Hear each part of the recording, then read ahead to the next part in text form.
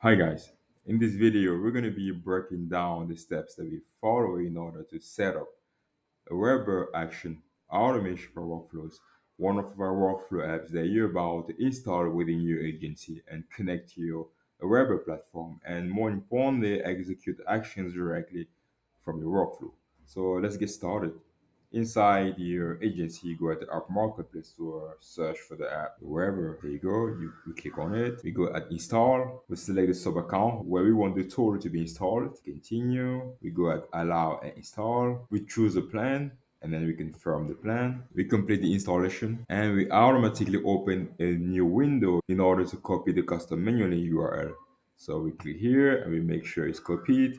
And then we switch back to the agency view in order to create the custom menu link. Back in the agency view, we go at the settings, custom menu link. We go and create new, and we start by selecting an icon for our custom menu link. We have different icons here. When we're done, we come here, we type a name for our custom menu link. How do we want to name it? We're done. Here we paste the custom menu link URL that we copied. After that, we select the sub account or the account where you want all the tools to be available. And finally, we decide whether we want to give access to a particular user or to all users. And when we're done, we make sure we save. The next step is to switch to the sub account in order to connect the tool to our Aweber platform. So let's do it right away. Inside the platform, we go and search for our custom menu link.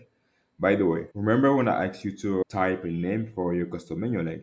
Actually, we decided to name our custom menu link Greg App. So if you guys named your custom menu link My Tools, make sure you have My Tools here.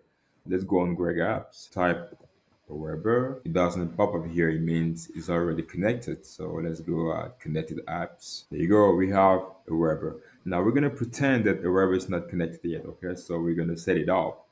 We just go at the setup, and there are some credentials required in order to get the installation, which is to provide the client ID and the client secret. But before we go any further, though, if you notice, you can read here how to get your credentials. Actually, if you click on it, it will lead you to a smart queue showing you how to get all those credentials. But we're gonna switch together to our Weber platform in order to get them. Inside the Weber API, you just have to go at my apps. Inside my apps, as you can notice, we already have some credentials created, but we're gonna show you how to do it.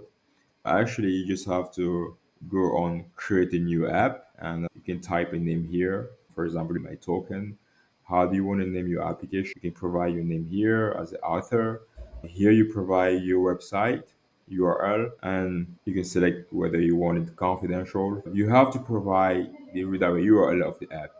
In order to get it, you just have to switch to the app, right? You have it here. You just have to copy back there and paste it. When you're done, you go and create a new app.